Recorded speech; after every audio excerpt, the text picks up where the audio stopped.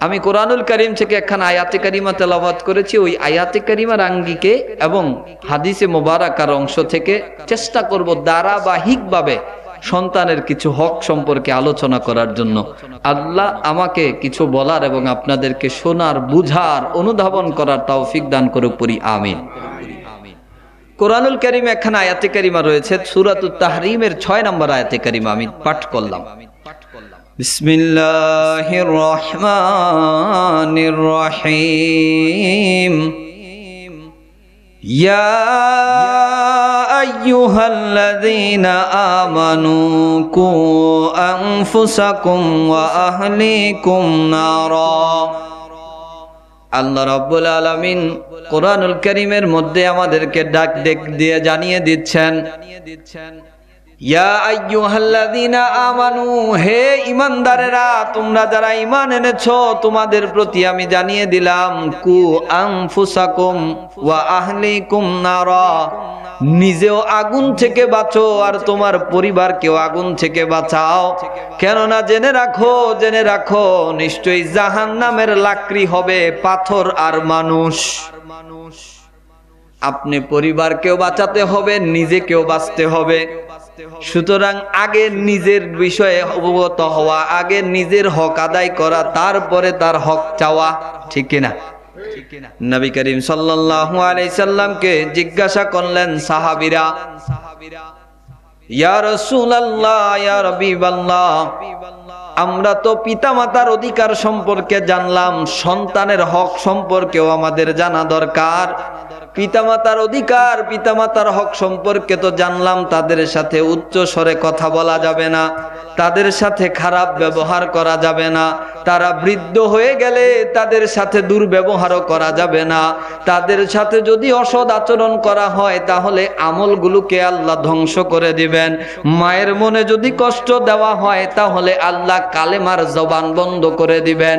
বাবার সাথে যদি অসৎ আচরণ করা হয় আল্লাহ আপনাকে ফাসেক বানিয়ে মৃত্যু দিবেন, কবরটাও ভেঙে যাওয়ার আশঙ্কা থাকবে। অসংখ্য অধিকারের কথা, হকের কথা তো হাদিসে মুবারাকার মধ্যে রইল। ইয়া রাসূলুল্লাহ, আমাদেরকে সন্তানের অধিকার সম্পর্কেও জানান, সন্তান আমাদের কাছে কি কি অধিকার পাওনা। নবী করিম সাল্লাল্লাহু আলাইহি সাল্লাম সন্তানের অধিকার সম্পর্কে আমাদেরকে জানাচ্ছেন। সন্তানের প্রথম অধিকার হলো আপনি আল্লাহর কাছে একজন নেককার বিবি আর এক নেককার সন্তান চাইবেন। এখনো আপনি বিয়ে করেন নাই, সন্তানের অধিকার শুরু হয়ে গেছে। কথা বলছেন? বিয়েই করে নাই, এক সন্তানের অধিকার শুরু। ওই যে একজন গিয়ে নাকি হুজুরের কাছে বলে, হুজুর দোয়া করেন আমার যেন একটা পুত্র সন্তান হয়। এখন হুজুর দোয়া করে দিছে, চলে গেছে। আবার আরেকদিন গিয়ে বলে, হুজুর দোয়া করেন আমার যেন একটা পুত্র সন্তান হয়, দোয়া করে দিছে, চলে গেছে। কয়েক বছর যাওয়ার পরে আবার গিয়ে বলে, হুজুর দোয়া করেন। বলে, এই বেটা, পুত্র সন্তানের দোয়া তো করলাম এতদিন, এখন তোমার কয় সন্তান সেটা বলো। বলে, কয় সন্তান মানে? তোমার কোনো সন্তান নাই? কয়, হুজুর এখনো তো বিয়েই করি নাই। এখনো বিয়েই করে নাই, পুত্র সন্তানের জন্য দোয়া করতেছে, দোয়া চাইতেছেন। তো আল্লাহ কিন্তু কোরআনের কারীমের মধ্যে আমাদেরকে শিখাচ্ছেন যে সন্তানের প্রথম হক হবে তুমি আল্লাহর কাছে চাইবে একজন নেককার স্ত্রী, আর তোমার পরিবার যেন নেককার হয়। সুবহানাল্লাহ কোন? কোরআনুল কারীমের মধ্যে সূরাতুল ফুরকানের ৭৪ নম্বর আয়াতে কারীমার মধ্যে আল্লাহ আমাদেরকে জানাচ্ছেন আমরা কিভাবে আল্লাহর কাছে চাইবো। রব্বানা হাব লানা মিন আজওয়াজিনা ওয়া যুররিয়াতিনা কুররাতা আয়ুনিন ওয়াজআলনা লিল মুত্তাকিনা ইমামা। রব্বানা, হে আমাদের প্রতিপালক, হাবলানা মিন আজওয়াজিনা, আমাদের জন্য দিয়ে দেন এমন একজন স্ত্রী, এমন একজন স্ত্রী, কুররাতা আয়ুনিনা, যেই স্ত্রীর দিকে তাকাইলে নিজের চক্ষুটা, অন্তরটা শীতল হয়ে যাবে। সুবহানাল্লাহ। চাইতে হবে কার কাছে? আওয়াজ দিয়ে বলেন, কার কাছে? আল্লাহর কাছে চাইলাম। এবার নেককার বিবি কিভাবে বুঝবো, কিভাবে খুঁজবো, এই নির্দেশনা দিবেন রাসূলুল্লাহ। নবী করিম সাল্লাল্লাহু আলাইহি সাল্লাম বলেন, বিবাহ করার আগেই তোমার সন্তানের অধিকার শুরু হয়ে গেল। এই জন্য তুমি যখন বিবাহের পাত্র পাত্রী একজন আরেকজনকে নির্বাচন করতে যাবে, তখন তোমার জন্য 4টা অধিকার দেখতে হবে, 4টা বিষয় তোমাকে দেখে নিতে হবে। কারণ তুমি তোমার সন্তানটা কোথায় রাখবা, যেই পাত্রে রাখবা ওই পাত্রটা যেন ভালো হয়। কারণ পুরুষের পিঠের মধ্যে, পুরুষের সেই মেরুদণ্ডের হাড়ের মধ্যে সন্তানেরা থাকে, যেই হাড় থেকে নারীদের গর্ভের মধ্যে যায়। তুমি কোন গর্ভের মধ্যে তোমার সন্তান রাখবে, সন্তানের প্রথম অধিকার হলো ওই গর্ভটা যেন ভালো হয়, পবিত্র হয়, ওই নারীটাও যেন ভালো হয়। এই জন্য তোমাকে 4টা জিনিস দেখে নিতে হবে। বুখারী শরীফের 5090 নম্বর হাদিসে কারিমার মধ্যে আসে, وعن أبي هريرة رضي الله تعالى عنه قال عن النبي صلى الله عليه وسلم تنكح مرأة لأربع لمالها وحسابها وجمالها ودينها। আবু হুরায়রা রাদিয়াল্লাহু তাআলা আনহু থেকে বর্ণনা, তিনি বলেন নবী করিম সাল্লাল্লাহু আলাইহি সাল্লাম বলেছেন, তুনকিহু, তোমরা বিবাহ করো, তোমরা বিবাহ করো মারাতুন, নারীদেরকে দেখে। কোন জিনিস? লি আরবায়ে, 4টা জিনিস দেখে। এজন্য আপনি যদি সম্পদ দেখে আনলেন, নিজেকেই প্রশ্ন করেন যে টাকা দেখে এনেছেন, ঘরে শান্তি নাই। শুধু সৌন্দর্য দেখে এনেছেন, ঘরে শান্তি নাই। শুধু বংশ দেখেই আনলেন, ঘরে শান্তি নাই। কারণ নবী বলতেছেন, যদি ধর্ম না দেখো, ধর্মকে বেশি প্রাধান্য দিতে হবে। যদি ধর্ম না দেখো, তাহলে যেন নিজের হাতে ক্রয় করে ঘরের জন্য তুমি অশান্তি কিনে আনলা। নাউজুবিল্লাহ বলে না। নিজেকেই প্রশ্ন করতে হবে, আমরা বিবাহ করার সময় কোন জিনিসকে প্রাধান্য দিয়েছি, আর ওটার ফসল আমার পরিবারে চলতেছে, ঠিক না? এরপরে আসেন, আপনি দিনদার নারী কেন দেখবেন? নবী করিম সাল্লাল্লাহু আলাইহি সাল্লাম আমাদেরকে জানাচ্ছেন, নিশ্চয়ই দুনিয়া এটা উপভোগের পণ্য, আর দুনিয়া মাতাও, দুনিয়া এটা উপভোগ্য জায়গা। তবে ওই দুনিয়ার মধ্যে সবচেয়ে বেশি এবং সবচেয়ে সুন্দর উপভোগের জিনিস হলো খায়রুল মাতা ফিদ দুনিয়া নিসা।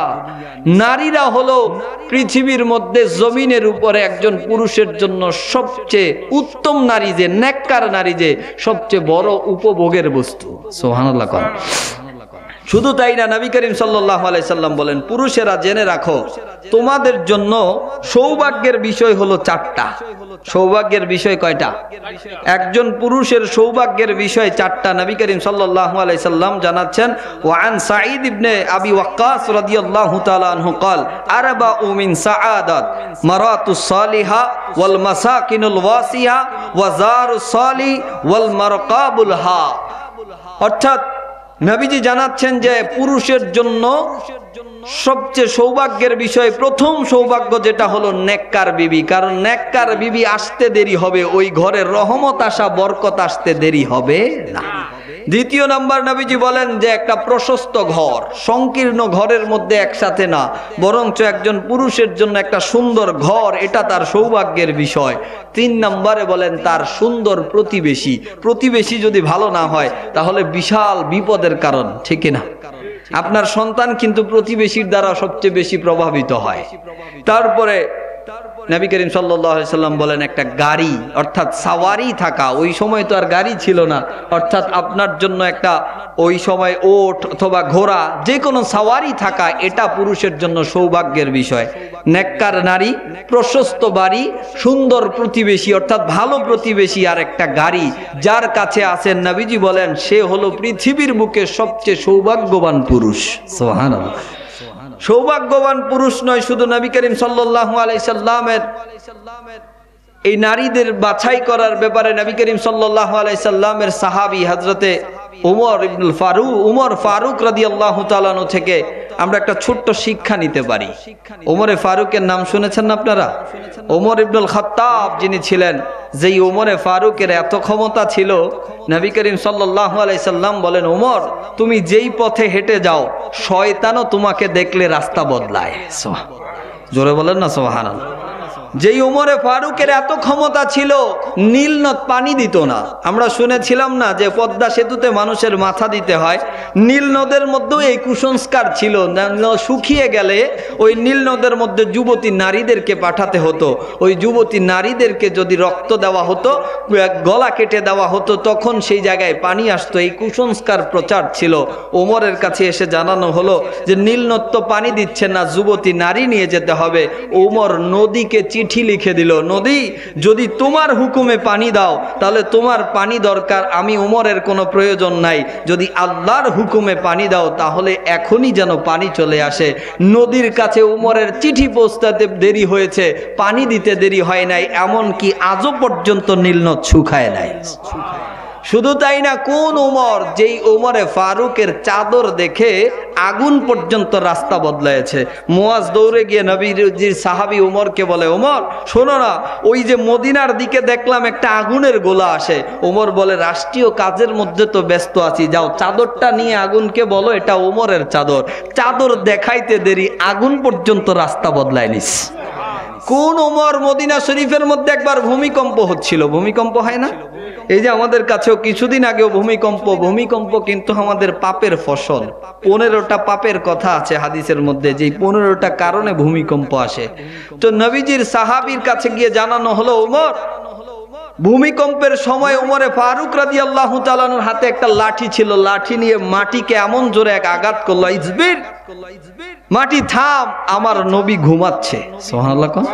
এখনো পর্যন্ত ইতিহাস খুলে দেখেন, মদিনার ইতিহাসে আর কোনোদিন ভূমিকম্প হয় নাই। উমরের এক বাড়িতে মদিনার ভূমিকম্প বন্ধ হয়ে গেছে। সেই উমরে ফারুক রাদিয়াল্লাহু তাআলা আনহুর কথা বলছিলাম, যিনি এত বেশি আদেল ছিলেন, যার আদেলের কথা বলে শেষ করা যাবে না। উমরে ফারুক রাদিয়াল্লাহু তাআলা আনহু নিজে কাঁধে বহন করে করে নিজের এলাকার মধ্যে গম পৌঁছে দিতেন, নিজের প্রজাদের কাছে খাবার পৌঁছে দিতেন। উমরে ফারুকের আদেলের ব্যাপারে নবীজি নিজে সার্টিফিকেট দিয়ে গেছেন, যিনাকে সত্য আর মিথ্যার ফারাককারী বলে ফারুক উপাধি দিয়েছেন। সেই উমরে ফারুক একবার রাতের বেলায় ঘুরে ঘুরে দেখতেছেন প্রজাদের কি অবস্থা। আমাদের তো শুধু ভোটের আগের রাতে নেতা পাওয়া যায়, ঠিক না? কিন্তু ইসলামী শাসন তো এরকম ছিল না। মনে রাখতে হবে, ভোটটাও একটা ইবাদত। আপনি কাকে সমর্থন দিলেন, তার দ্বারা যা হবে সেটাও আপনার উপরে আসবে। আর যে ভোট নিল তার জন্য ইবাদত আপনাকে সংরক্ষণ করা। কিন্তু আমাদেরটা পুরাটাই গজব। সামনে আগাবো না, পার নিজের উপরেও গজব আসার সম্ভাবনা আছে। তো যেটা বলতে চাচ্ছিলাম আমি, ওমরে ফারুক রাতের বেলায় ঘুরে ঘুরে দেখতেছেন। তো দেখার সময় হঠাৎ একটা ঘর থেকে মা আর মেয়ের আওয়াজ শুনলেন। মা তার মেয়েকে বলতেছে, মেয়ে শোনো, আজকে তো আমাদের গাবি এবং উটের দুধ একটু কম হয়েছে, আসো একটু পানি মিশায় নেই, পানি মিলাইলে দুধ বেড়ে যাবে। আমাদের জমানায়ও আছে না নাই? দুধের মধ্যে পানি না পানির মধ্যে দুধ, বুঝার কোনো ক্ষমতা। তো ওমরে ফারুক তখন কান লাগিয়ে শুনছিলেন। ওই কন্যা মাকে উত্তর দিচ্ছে, মা ওমরের কথা কি শোনো নাই? ওমর জানিয়ে দিয়েছে যদি ব্যবসায় ভেজাল করা হয় গর্দান থাকবে। মনে রাখবেন, সৎ ব্যবসায়ীকে আল্লাহ সিদ্দিকে আকবরের সাথে জান্নাতে রাখবেন। পাশেই তো আমাদের ব্যবসায়ী মার্কেট রয়েছে, তারাও একটু শুনে রাখেন। আল্লাহর রসুল বলেছেন যে সৎ ব্যবসায়ী সে সিদ্দিকের সাথে জান্নাতে থাকবে। সাহাবীরা প্রশ্ন করলেন, ইয়া রাসূলুল্লাহ ফিদা কাবি ওয়া উম্মি, ইয়া রাসূলুল্লাহ আমার পিতামাতা আপনার কদমের মধ্যে কুরবান, একটু জানান তো ব্যবসা, সৎ ব্যবসার জন্য কি কি শর্ত? নবীজি মাত্র 2টা শর্ত দিলেন, মাত্র 2টা শর্ত। এই 2 শর্ত মেনে ব্যবসা করতে পারলে ব্যবসার মধ্যে লভ্যাংশের 90% দেওয়া হয়েছে। সুবহানাল্লাহ। মানে আপনি লাভ করতে পারবেন। চাকরিতে যেই লাভ নাই, ব্যবসাতে তার চেয়ে অনেক গুণ বেশি লাভ, ঠিক কিনা? তো ব্যবসার জন্য মাত্র 2টা শর্ত। কি শর্ত? প্রথম শর্ত হলো আপনি কসম কাটতে পারবেন না, মিথ্যা কসম করতে পারবেন না। দ্বিতীয় শর্ত হলো মিক্স করা, অর্থাৎ 1 নাম্বারের সাথে 2 নাম্বার করা যাবে না। কিন্তু আমাদের ব্যবসায়ীদের মূলধনই এই 2টা। গেলেই বলে, ভাই খোদার কসম 2 টাকা দিয়ে আনছি, আপনার কাছ থেকে 1 টাকা লাভ করবো, ঠিক কিনা? আপনি কি কোনোদিন কেউরে জিজ্ঞেস করছেন আপনি কয় টাকা দিয়ে কিনছেন? জিজ্ঞেস করেন নাই, সে আগেই কসম করে বলে ফেলছে। আর নবীজি বলেন সৎ ব্যবসার শর্ত দুইটা, কসম করা যাবে না। দ্বিতীয় নাম্বার, এক নাম্বার বইলে আপনারা এমন নাম্বার দিব যার কোনো নাম্বারই নাই। কথা কয় না, যার কোনো নাম্বারই নাই।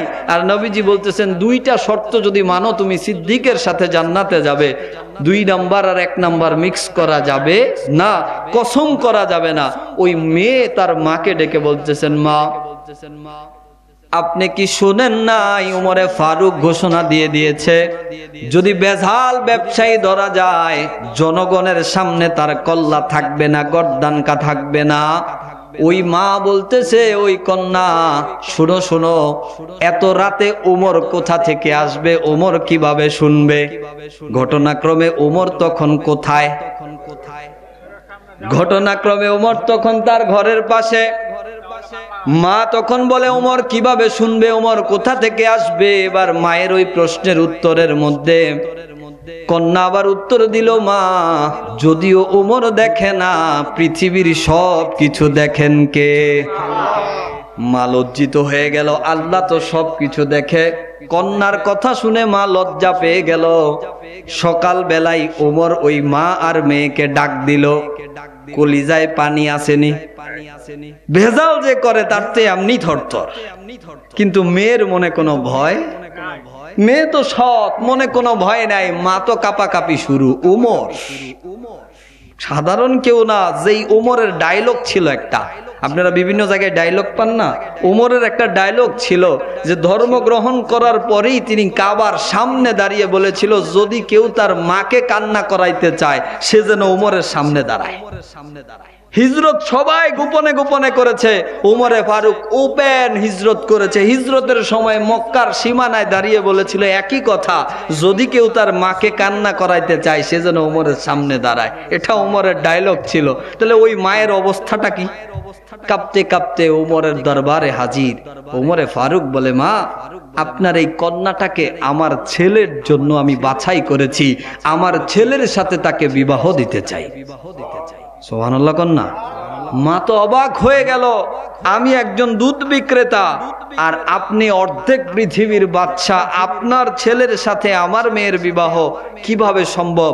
ওমরে ফারুক বলেন, নবী করিম সাল্লাল্লাহু আলাইহি সাল্লাম আমাদেরকে জানিয়ে দিয়েছেন, ওয়াদিনিহা, মেয়ে বিবাহ করার সময় তার দ্বীনের দিকে দেখো, তার তাকওয়ার দিকে দেখো। তোমার মেয়ের কাছে আমি তাকওয়া খুঁজে পেয়েছি, আল্লাহর ভয় খুঁজে পেয়েছি, আর এটাই বিবাহের জন্য উপযুক্ত পাত্রী। আমার ছেলে আব্দুল্লাহর সাথে তার বিবাহ দেওয়ার জন্য আমি সম্মত হয়ে গেলাম।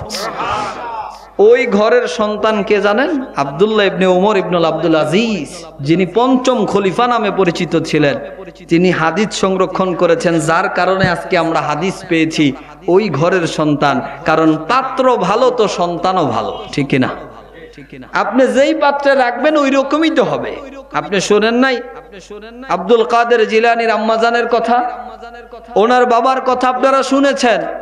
আপনি শোনেন নাই খাজা গরিবে নওয়াজের আম্মাজানের কথা, যে খাজা গরিবে নওয়াজ এসে জানালো যে আম্মাজান আজকে 90,000 মানুষ আমার কাছে একসাথে মুসলমান হয়ে গেছে, কারণ তারা আগুনের পূজা করত। আমি আগুনের মধ্যে নেমে গিয়ে তাদেরকে দেখাইলাম আগুনের পূজা নয়, বরঞ্চ আগুনের খোদার যদি ইবাদত করে এই আগুন তোমার কিছুই করতে পারবে না। তারা সবাই একসাথে মুসলমান হয়ে গেছে। মা বলে, মঈন এখানে আমারও হক আছে। বলে, আম্মাজান আমি মুসলমান করলাম সবাইকে, সবাই আমার কাছে কালেমা পড়েছে। মা বলে, মঈন এখানে আমারও হক আছে। জেনে রাখো তুমি যতদিন আমার গর্ভে ছিলে এমন কোন রাত বাদ যায় নাই যেই রাতে আমি কোরআনের তেলাওয়াত করি নাই, যেই রাতে আমি তাহাজ্জুদ নামাজ পড়ি নাই, আর এমন কোন দিন ছিল না যেই দিন তোমাকে পান করানোর সময়, দুধ পান করানোর সময় আমি বিসমিল্লাহ পাঠ করি নাই। এই যে তোমার কাছে এই ফসল এসেছে, সেখানে আমি মায়েরও অধিকার আছে। এজন্য আপনাকে প্রথমে পাত্র নির্বাচন করতে হবে, কোন পাত্রে আপনার সন্তান রাখবেন, ঠিক কিনা? এটা সন্তানের প্রথম হক। শুধু বড় ঘর বড় বাড়ি এগুলো হইতে কতক্ষণ আর যাইতে কতক্ষণ, ঠিক কিনা? হইতে কতক্ষণ আর যাইতে কতক্ষণ। ঈমান রাখেন না আল্লাহর উপরে, যদি দ্বীন খুঁজে আনেন, আল্লাহর কোরআন সাক্ষী দিচ্ছেন, যদি কোনো যুবক নিজের ইজ্জত রক্ষা করার জন্য বিয়ে করে, আমি আল্লাহ নিজ অনুগ্রহে তার সম্পদ বাড়িয়ে দেই। আর আপনি আর আমি চিন্তা করছি আগে সম্পদ পরে বিয়ে। আসুন আমরা দ্বিতীয় দিকে যাই। তাহলে প্রথম কথা হলো আমাদেরকে একজন নেককার বিবি বাছাই করা, এটা সন্তানের প্রথম হক, ঠিক কিনা? দ্বিতীয় নম্বর হক। দ্বিতীয় হক কি? আপনি যখন বিবাহর জন্য সম্মত হলেন, বিবাহ হয়ে গেল, তো এখানে তো আমাদের সমাজে বিবাহ মানে অনেক কিছু, ইসলাম মানে বিবাহ মানে অনেক কিছু না, দুইজন সাক্ষী আর ইজাব কবুল, এটা ইসলামের বিবাহ। কিন্তু আমাদের বিবাহের ভিতরে যে এত পরিমাণ কুসংস্কার, এত পরিমাণ হারাম সংস্কৃতি ঢুকে গেছে, যেটা বলতেও লজ্জা লাগে, বলতেও লজ্জা লাগে। আজকে বিবাহেতে এমন কিছু ঢুকে গেল, আপনার বউ দেখতে নিয়ে যায় বন্ধু, বউ দেখতে নিয়ে যায় দুনিয়ার মানুষ, বিয়ে করবেন আপনি নিয়ে গেছেন যারে, বিশ্বাস করেন সে যত বড় আল্লাহর ওলি হোক, সে আপনার জন্য দেখে নাই, আগে নিজের চোখের শান্তির জন্য দেখছে। কথা বলেন ঠিক কিনা? আপনি যদি বলেন আপনার জন্য দেখছে, আমি মানি না, আগে নিজের চোখের শান্তি নিচে যায় আরেকজনের মেয়ে সাজায় আপনার সামনে তুলে ধরছে, এটা আপনার সংস্কৃতিতে ছিল না। নিয়ে যাবেন আপনার বোন, আপনার মা, আর আপনি বিবাহ করবেন, আপনি নিয়ে গেলেন সমাজের কত মানুষ, সে তো বিবাহ করবে না। দ্বিতীয়, আপনি যদি দেখেন বিবাহের রাতে আপনার বউকে যদি কেউ একজন বলে যে তোমার গালে আমি একটু হাত দিব, আপনি রাজি হইবেন? যদি বলে তোমার কাঁধে একটু হাত দিয়ে আমি ছবি উঠাবো, আপনি রাজি হবেন? যদি কোনো হুজুরও বলে যে আপনার বউরে আমি একটু মিষ্টি খাওয়াই দেবো, আপনি রাজি হবেন? কিন্তু আমি আর আপনি কি করলাম? বিবাহের আগের দিন রাতে নিজের বউরে সাজায়া সবার জন্য ফ্রি করে দিস। যে যায় কাঁধের উপরে হাত দিয়ে গালের মধ্যে নাকের মধ্যে সমানে হলুদ লাগানো শুরু করে, আবার সামনে থেকে খাবার নিয়ে খাওয়ায় দেয়। কারে খাওয়াইতেছে? আপনার বউরে। কথা কন? কে খাওয়াচ্ছে? খালাতো ভাই, নানাতো ভাই, চাচাতো ভাই, ফুফাতো ভাই, ওই ছেলের বাড়ির পক্ষের যত ভাই তারাও ভাই। কথা কয় না? তাহলে পরের দিনই যদি কেউ আপনার বউয়ের দিকে তাকায়, আপনি কিন্তু বলেন তার নজর খারাপ, আমার বউয়ের দিকে কেমনে চাইছে। আর আগের দিন রাতে আপনি পুরা সবার জন্য ছেড়ে দিলেন, নাউজুবিল্লাহ কইবেন না? এটা মুসলিম বিবাহের সংস্কৃতি ছিল না। হলুদ দেওয়া সুন্নাহ, সাজা সুন্নাহ, সেটা স্বামীর জন্য সাজবে, সেটা স্বামীর জন্য সাজবে, পরিবারে সাজবে। কিন্তু এই অনুষ্ঠান আবার ডেক্স না বাজলে তো বিয়েই হয় না। কথা কয় না? এটা ইসলামের সংস্কৃতি না। আপনার সন্তান খারাপ হওয়ার পিছনে এটাও একটা দায়, ঠিক কিনা? তারপরে বিবাহের দিন শর্ত 100 বরযাত্রী, 200 বরযাত্রী না নিলে বিবাহ হবে না, এটাও ইসলামের সংস্কৃতি না। তো আমি ওইদিকে আলোচনা না, যাব না আমি ওইদিকে। আমি শুধু আমার সন্তানের অধিকার নিয়ে আলোচনা করব, ওইদিকে গেলে অনেক আলোচনা চলে আসবে। তো দ্বিতীয় হক, আমার বিবাহ যখন হয়ে গেল, বিবাহের রাতে স্বামী তার স্ত্রীকে নিয়ে আল্লাহর দরবারে 2 রাকাত শুকরানা নামাজ আদায় করা। সুবহানাল্লাহ। নবীজির সুন্নাহ কয়জনে পড়ছেন? যদি দোয়াটা পাঠ না করেন কি হবে? নবী করিম সাল্লাল্লাহু আলাইহি সাল্লাম বলেন, আদমের একটা সন্তান জন্মগ্রহণ করলে শয়তান তার 2 রানে এভাবে ঘষা দেয়, শয়তানের 2টা সন্তান জন্মগ্রহণ করে, ওই 2 জনকে ওই আদমের সন্তানের জন্য পাঠিয়ে দেয়। নাউজুবিল্লাহ কোন? তার মানে আদমের 1 সন্তান আর শয়তানের কয়টা? আবার ভিতরে মানবীয় একটা শয়তান, নফস শয়তান, সেটা তো আছেই, যেটা মনে মনে কথা বলে। আপনি যখন কিছু খারাপ করতে চান, ভিতর থেকে একজন বলে যা, আবার এই পাশ থেকে আরেকজন বলে না যাইস না। আরে একদিনই তো, দেখলে খবর আছে, মুখ কিন্তু বন্ধ, ভিতরে আলোচনা হয় কি হয় না? একটা রূহ আর একটা নফস শয়তান, ঠিক কিনা? তো যেটা বলছিলাম, আপনার দ্বিতীয় হক, আপনি আপনার স্ত্রীর কাছে যাওয়ার সময় সন্তানকে যেন শয়তান আসর করতে না পারে, এবং আপনার স্ত্রীর সাথে যেন শয়তান মিলিত হতে না পারে। কারণ হাদিস প্রমাণ করে, জিন শয়তান নারীদের সাথে রাতের বেলায় স্বামীদের মতো আচরণ করার জন্য চলে আসে। যদি ওই জিন শয়তান থেকে আপনার স্ত্রীকে বাঁচাইতে চান এবং আপনার সাথে শয়তানকে শরীক করতে না চান, নবীজি বলেন, তুমি যখন স্ত্রীর কাছে যাইবা তখনই একটা দোয়া পাঠ করো। কিন্তু আমরা তো একজনেও দোয়া পাঠ করি নাই, সুতরাং আমার আর আপনার সন্তানের সাথে শয়তানের আসর আছে না নাই? এই জন্যই তো আপনি 2 দিন পরে কতরি শয়তান রে কয়, কি কয় না? আরে এখানে সন্তানের কোনো ছিল না তো, অপরাধ ছিল না তো, অপরাধ তো আমার আর আপনার, ঠিক কিনা? কারণ আমি আর আপনি শয়তান থেকে আশ্রয় চাই নাই। নবীজি বলেন, বুখারী শরীফের 141 নম্বর হাদিস, লাউ আন্না আহাদুকুম ইযা আতা আহলাহু ক্বালা বিসমিল্লাহি আল্লাহুম্মা জান্নিবনাশ শাইতানা ওয়া জান্নিবিশ শাইতানা মা রাযাকতানা। নবীজি বলেন, লাউ আন্না আহাদুকুম, যখন তোমাদের মধ্যে কেউ ইযা আতা আহলাহু, তার পরিবারের কাছে যায় মিলিত হওয়ার জন্য যখন তার পরিবারের কাছে যায়, ক্বালা, সে যেন বলে, বিসমিল্লাহি আল্লাহুম্মা জান্নিবনাশ শাইতানা, আল্লাহর নামে কাছে যাচ্ছি, আল্লাহ আমাকে শয়তান থেকে রক্ষা করেন। কারণ শয়তান থেকে বাঁচার মতো শক্তি মানুষের কাছে নাই, এজন্য সব সময় আমরা আউযুবিল্লাহ পাঠ করতে হয়, ঠিক না? কারণ শয়তান থেকে বাঁচার জন্য আল্লাহর আশ্রয় নেওয়া ছাড়া কোনো গতি। এজন্য আল্লাহর রাসূল শিখাইলেন, বিসমিল্লাহি আল্লাহুম্মা জান্নিবনাশ শাইতানা ওয়া জান্নিবিশ শাইতানা মা রাযাকতানা। আল্লাহ আমাদেরকে শয়তান থেকে রক্ষা করেন, আর আমাদের গর্ভে যেই সন্তান দিবেন, যেই রিজিক আমাদেরকে পাঠাচ্ছেন, তাকেও শয়তান থেকে রক্ষা করেন। এই দোয়া পাঠ করা প্রত্যেক পুরুষের জন্য, যখনই আপনি সন্তান লাভের আশায় গেলেন, আপনার জন্য এটা সুন্নাহ। কিন্তু আমরা পাঠ করি নাই, যার ফলশ্রুতিতে আমাদের স্ত্রীদের সাথে শয়তানও মিলিত হয়। নাউজুবিল্লাহ কইবেন না? কারণ নবীজির হাদিস অস্বীকার করার কোনো সুযোগ আসেনি। বুখারী শরীফ, ওই যে যারা হাদিস মানে না, আহলে হাদিস যারা আছে, এরা কিন্তু আহলে হাদিস, কিন্তু হাদিস মানে না। কথা বুঝেন না? এটা অন্য কথা, ওদিকে যাবো না। তো ওরাও কিন্তু বুখারী মানে, ঠিক না?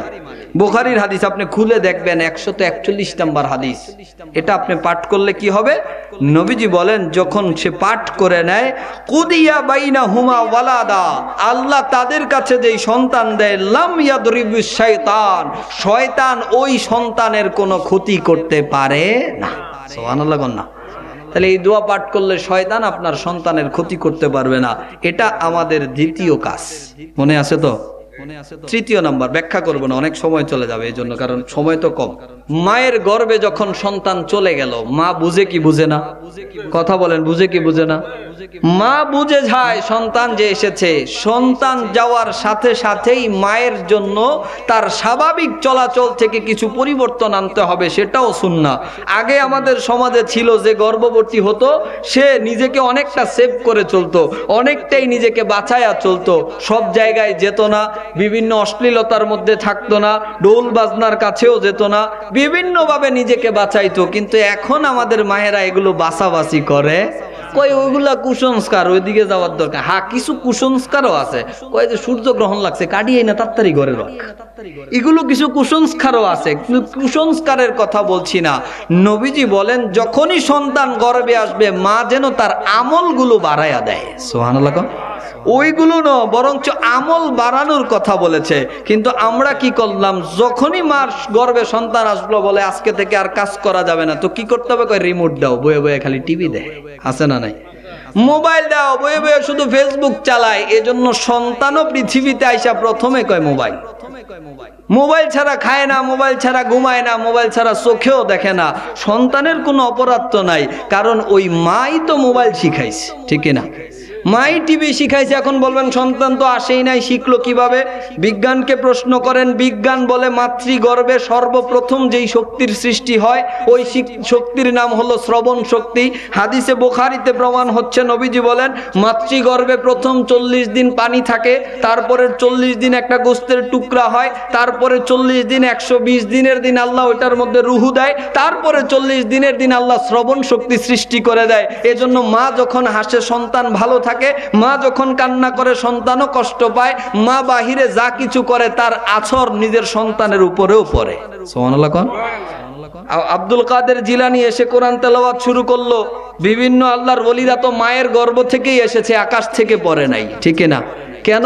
ওই মায়ের ওলিদের জীবনী চর্চা করে দেখেন, প্রত্যেক ওলিরাই তার মায়ের অবদান, ঠিক না? প্রত্যেক ওলিরাই মায়ের অবদান। এজন্য সন্তান গর্ভে আসলে তার আমলে পরিবর্তন আনতে হবে, নামাজ পড়তে হবে, কোরআন তেলাওয়াত করতে হবে, ভালো জিনিস শুনতে হবে, সেটার তাসির সন্তান পর্যন্ত পৌঁছাবে। কিন্তু আমাদের মায়েদের আমল হলো, এখন কাজ করা যাবে না, কি করো? রিমোট দাও, কারণ কাজ বন্ধ। কাজ করা যাবে না সেটা বুঝে, কিন্তু ওই যে সন্তানকে অপবিত্র করা যাবে না এটা কিন্তু বুঝে। কাজ করা যাবে না কে বলছে? আপনি আপনার সাধ্য অনুযায়ী করেন। এমনকি বিজ্ঞানও বলে যদি ওই সময় কিছু পরিশ্রম না করেন সেটা ক্ষতি, কিছু পরিশ্রম করলে উপকার। তো আসুন তাহলে আমাদের তৃতীয় কাজ হলো মাতৃগর্ভে সন্তান আসার সাথে সাথে মা আগের তুলনায় তার আমল বাড়িয়ে দিতে হবে, ঠিক না? মনে আছে তো? এবার আসেন, এবার মাতৃগর্ভ থেকে সন্তান পৃথিবীর জমিনে আসছে। মায়ের অবদান তো বলে শেষ করা যাবে না। পৃথিবীর জমিনে আসার সময় একটা যুদ্ধ। আপনাকে বাহির থেকে মারলে আপনি ব্যথা পান, এমন কোন সন্তান নাই যে মায়ের ভিতর থেকে লাথি দেয় নাই, ঠিক না?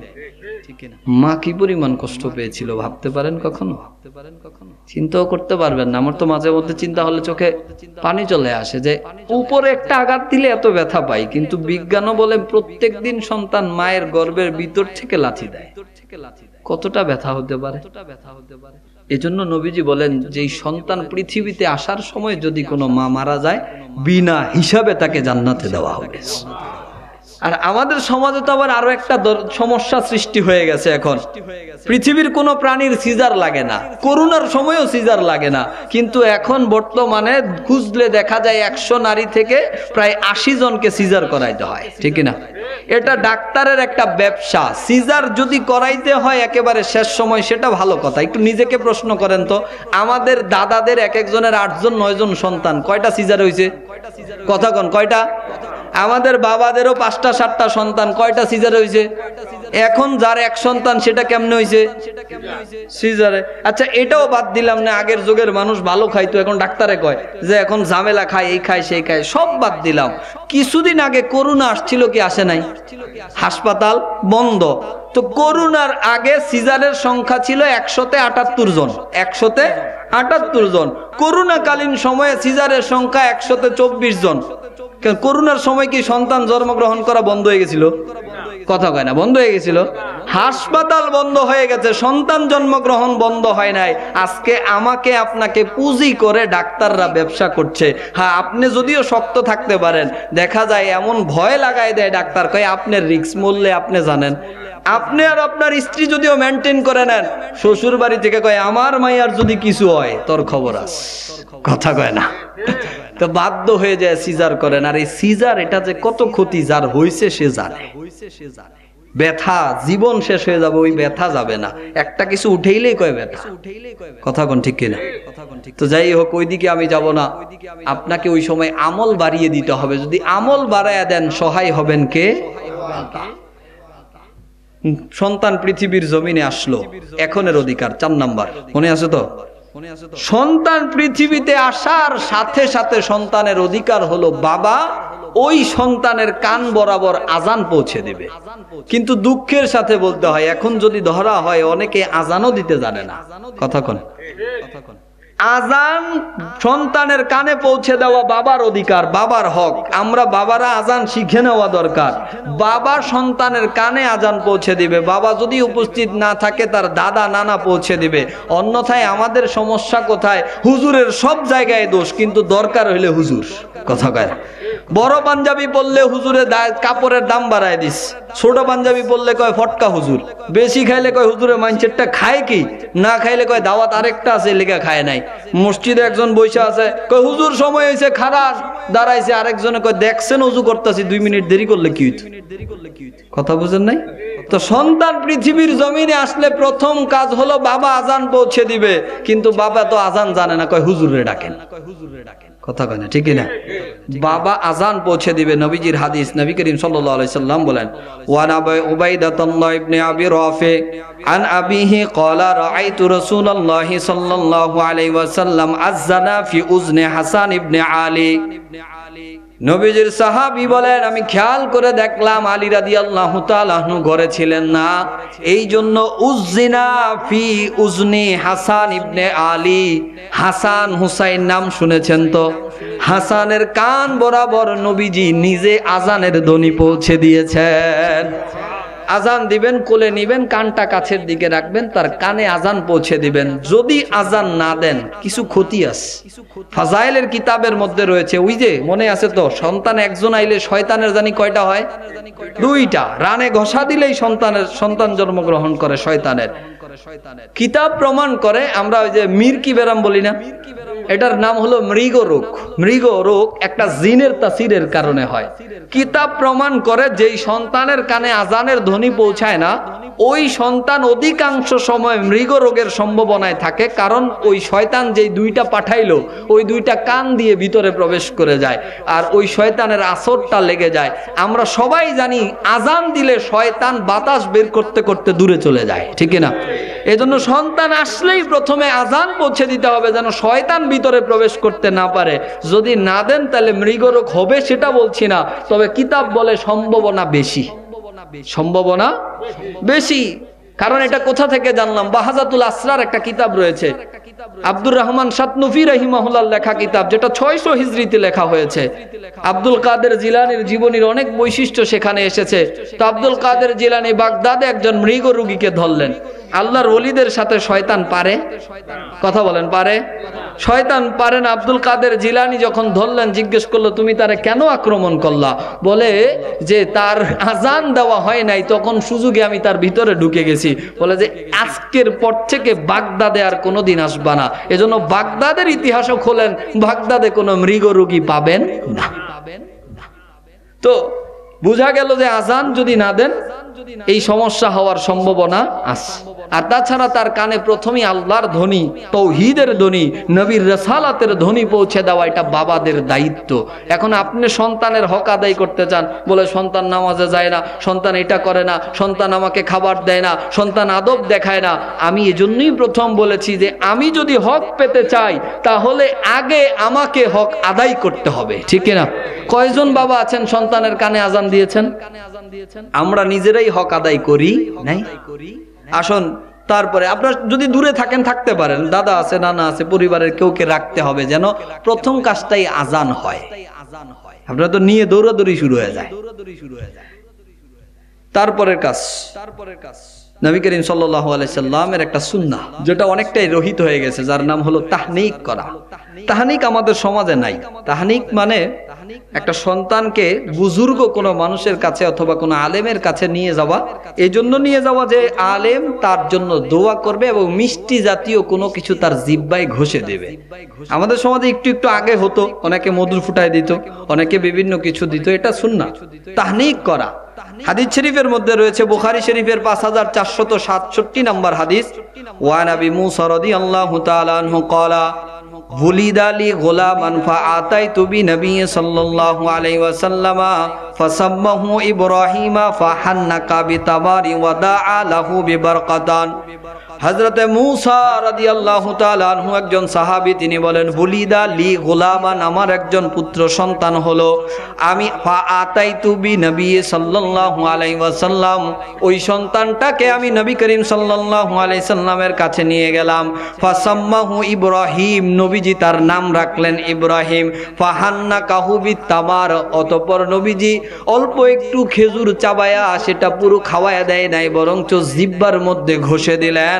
ওয়া দাআ লাহু, তার জন্য দোয়া করলেন, রব্বিশ রাহলি সাদরি ওয়া ইয়াসসির লি আমরি, আল্লাহ তার বক্ষটাকে প্রশস্ত করে দাও, তার জবানটাকে মিষ্টি করে দাও। ওই দোয়া করে দিয়ে বরকতের দোয়া করে আবার আমার কোলের মধ্যে ফিরিয়ে দিলেন। সুবহানাল্লাহ। এজন্য সন্তানকে ভালো কোনো আলেমের সামনে নিবেন, সে যেন অন্তত পক্ষে দোয়াটাও হলে করে দেয়, এটা সন্তানের জন্য বরকত হবে, ঠিক কিনা? তারপরের কাজ আকিকা। কিন্তু এখন এমন অবস্থা, সন্তান জন্মগ্রহণ করার আগেই বাবা বা নিয়ত করে সামনের কুরবানির সময় আকিকা দিব, ঠিক কিনা? কুরবানি আর আকিকা দুইটা কি এক জিনিস?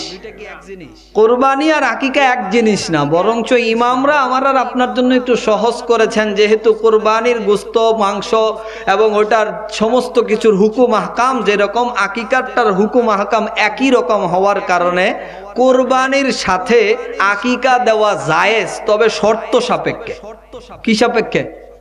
ওই যে দেখবেন সিম কোম্পানি লেখে যে 29 পয়সা মিনিট, এত বড় করে লেখছে, নিচে লেখা দেয় শর্ত সাপেক্ষে, ঠিক না? তো কুরবানির সাথে আকিকা জায়েজ, কিন্তু সুন্নত না, কিন্তু সুন্নত না। আপনার সন্তান আসার আগেই আপনি নিয়ত করলেন যে কুরবানির সময় আকিকা দেব, কেন? আপনার কি এইটুকু সামর্থ্য ছিল না? পুত্র সন্তানের জন্য একটা, দুইটা, আর আপনার কন্যা সন্তানের জন্য একটা।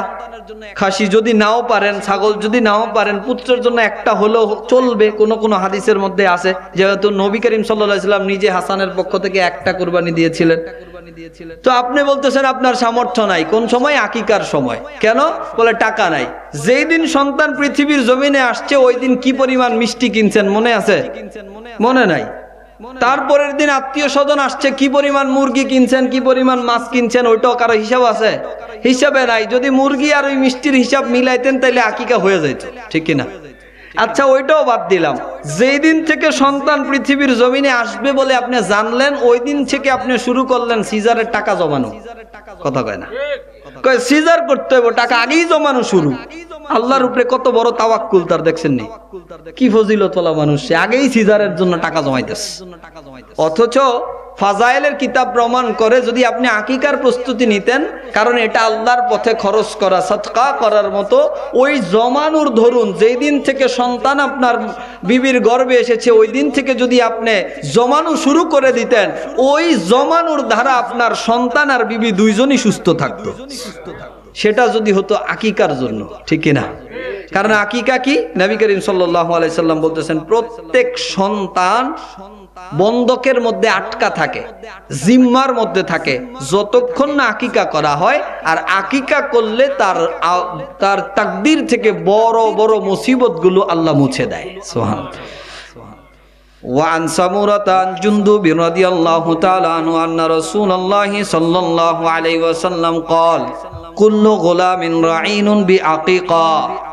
প্রত্যেক সন্তান রাইন মানে বন্ধক থাকে, জিম্মার মধ্যে আটকা থাকে তার আকিকার দ্বারা। ওয়া আন ইয়াউমুস সাবঈহি, যখন তার 7 দিন হয়, ইউহলাকাহু রাসাহু, তার চুলগুলো কেটে দাও, ওয়া ইউসাম্মালাহু, তার জন্য একটা সুন্দর নাম রাখো। নবীজি বলেন প্রত্যেক সন্তান জিম্মার মধ্যে আটকা থাকে আকিকা হওয়া পর্যন্ত। আর আপনি আর আমি হক আদায় করলাম কুরবানির সময় আকিকা দিব, তার মানে সন্তানের বিপদগুলো ঝুলায় রাখলাম, ঠিক কিনা? আবার ওই সন্তান যখন জন্মের পরেই অসুস্থ হয়ে যায়, বিভিন্ন ডাক্তারের কাছে অনেক টাকা, ডাক্তারে না কুলাইলে কৃপণ আবার বলে অমুক দরবারের মধ্যে খাসি দিমু, অমুক মাদ্রাসার মধ্যে গরু দিমু, অমুক জায়গায় বড় মহিষ দিমু, তারপরেও যেন সন্তান ভালো হয়, ঠিক কিনা? মানত করে কি করে না? কথা কয় না? অনেকে মানত করে না। তো আল্লাহর রাসূল বলতেছেন মানত তুমি কেন করবা? মানত করার আগেই তো তোমার জন্য ব্যবস্থা। তুমি ওই মানতের মধ্যে তো খাসি মানত করলা, বললা জানের বদলা জান দিমু, ঠিক কিনা? এর আগেই যদি তুমি এই জানটা দিয়ে দিতে আল্লাহর রাস্তায় শুকর আদায় করে, নিশ্চয়ই তোমার সন্তানের আমল, সন্তানের তাকদীর থেকে বড় বড় বিপদগুলোকে আল্লাহ মুছে দিতেন। আকিকা দেওয়া সন্তানের হক, ঠিক কিনা? নবী করিম সাল্লাল্লাহু আলাইহি ওয়াসাল্লাম নিজেও নিজের আকিকা দিয়েছেন, কারণ ওই সময় তো আর আকিকা শুরু হয় নাই। নবীজি নিজেরটা নিজে দিয়েছেন, এবং কি হাসান ইবনে আলীরটাও নবী দিয়েছেন। সুবহানাল্লাহ। এরপরে তার হক হলো তার একটা সুন্দর নাম রাখা। এখন সুন্দর নাম রাখার ব্যাপারে আমরা কি করলাম? আমাদের সন্তানের নাম এমন হইতে হবে যেন পৃথিবীর কারোর সাথে না মিলে, ঠিক কিনা? পৃথিবীর কারোর সাথে যেন না মিলে, এই জন্য আমার সন্তানের নাম রিঙ্কু মিয়া, সিঙ্কু মিয়া, জঙ্কু মিয়া, যা পারছি তাই রাখছি, কিন্তু আরেকজনের সাথে মিলন যাইব না। কথা বুঝেন নাই? আর নবী করিম সাল্লাল্লাহু আলাইহি সাল্লাম বলতেছেন সন্তানের হক হলো তার জন্য সুন্দর একটা নাম রাখা, কারণ নামের জন্য প্রত্যেক পিতা মাতাকে আল্লাহর দরবারে জবাবদিহিতা করতে হবে। আপনার সন্তানের আপনি এমন নাম রাখলেন যেই নামের কোনো অর্থ হয় না, অথবা যেই নামের খারাপ অর্থ হয়, আপনার সন্তানের বিচার নিকাশ পিছনে পড়ে যাবে। বলেন তো হাসরের ময়দানে দাঁড়ায় থাকা সহজ নাকি কঠিন? খুব কঠিন নাকি একেবারে সহজ?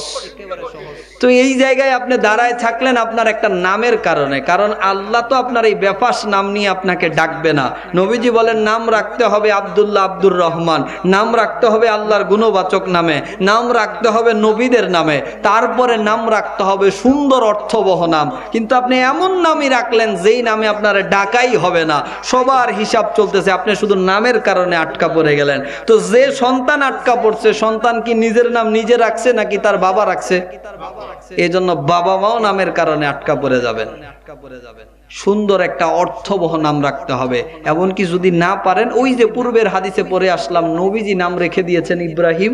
আপনাকে কোনো এক হুজুরের কাছে, আলেমের কাছে, জানেনওয়ালা লোকের কাছে যেতে হবে যে আমাকে একটা সুন্দর অর্থবহ নাম রেখে দেন। অথবা আপনি পছন্দ করে নাম নিয়ে হুজুরের কাছে আসবেন যে হাসান হুজুর, এখান থেকে কোনটার অর্থ ভালো একটু বলে দেন, আমরা পছন্দ করেছি। আপনার পছন্দকে প্রাধান্য দেওয়া হবে, তারপরেও যেন নামটা অর্থবহ হয়, না হলে বিচার বড় কঠিন। ঠিক কিনা? শেষ। তারপরে আপনার কাজ হলো তার চুলগুলো চেঁচে ওই পরিমাণ কিছু সদকা করে দেওয়া। তো আপনি স্বর্ণ দিতে পারেন, রূপাও দিতে পারেন। তো স্বর্ণের সামর্থ্য না থাকলে দিলেন না, রূপাই দিলেন। ওইখানে খুব বেশি সম্পদ আসে না, অল্প কিছু টাকা আসে, কিন্তু আমরা ওইগুলো কোথায় রাখছি? অনেকে এইটুক জানি ওই জায়গায় পুঁততে হবে, ওই জায়গায় রাখতে হবে, ওই জায়গায় ঝুলাইতে হবে, কিন্তু এই পরিমাণ সদকা করা এটা সুন্নাহ। নবীজি বলেছেন তার বালা মুসিবত দূর হবার জন্য আরো একটা দিক হলো তার মাথার চুলগুলো 7 দিনের দিন ফেলে দিয়ে ওই পরিমাণ সদকা করে দেওয়া। এটাও তাকে মুসিবত থেকে বাঁচাবে। আর আকিকার ব্যাপারে আরেকটা জিনিস আপনাকে জানিয়ে দেই, যে সেটা আপনি যদি 7 দিনের দিন না পারেন 14 দিনের দিন করলেন, 14 দিনের দিন না পারলে 21 দিনের দিন করলেন। সেই দিনও যদি না পারেন, ইমাম বাইহাকি রাহিমাহুল্লাহ, ইমাম আহমদ বিন হাম্বল দুজনই তিনাদের কিতাবের মধ্যে এনেছেন যে জন্মের দিনটা যদি কেউ মনে রাখতে পারেন, যে সোমবার দিন জন্মগ্রহণ করেছে তার আকিকা হবে রবিবার দিন, যে রবিবার দিন জন্মগ্রহণ করেছে তার আকিকা হবে শনিবার দিন। কারণ এইভাবে 7-এর নামটা সবসময় মনে থাকবে না, কিন্তু জন্মের দিন মনে থাকলে মৃত্যু পর্যন্ত 7-এর নামটা ঠিক থাকবে। কথা বুঝছেন? কারণ ওই যে সোমবার যে জন্মগ্রহণ করলো তার রবিবার দিন 7 দিন হয়, ঠিক কিনা? তো যত রবিবারই আসুক না কেন ওই 7 কিন্তু চলতেছে। তারপরেও যদি না হয় আপনি যে কোনো দিন করতে পারেন, কিন্তু আকিকা করাটা এটা আপনার সন্তানের হক, অধিকার। আমি আর হুজুরকে রেখে বাড়াবো না কথা, শুধু একটা কথাই বলবো, প্রত্যেক সন্তান দ্বীনের উপরে জন্মগ্রহণ করে, সে তার পরিবার থেকেই শিক্ষা পায়। আপনার পরিবারকে আপনি যদি রক্ষা করতে না পারেন, ওই যে কোরআনের প্রথম আয়াত, কু আনফুসাকুম ওয়া আহলিকুম নারা, আগে নিজে বাঁচবেন আবার পরিবারকেও বাঁচাতে হবে। আপনার সন্তান আপনার পরিবার থেকেই শিক্ষা নেবে, ঠিক কিনা? বাচ্চারা হলো মাটির মতো, কাদা মাটির মতো। নবীজি বলেছেন বাচ্চারা কাদা মাটির মতো, তাকে তুমি যেইভাবে ইচ্ছা সেইভাবে করতে পারবে। যেই পরিবারের গান শুনে সবাই, ওই পরিবারের সন্তানরা ছোট থেকে গানের সাথে নাচে, ঠিক না?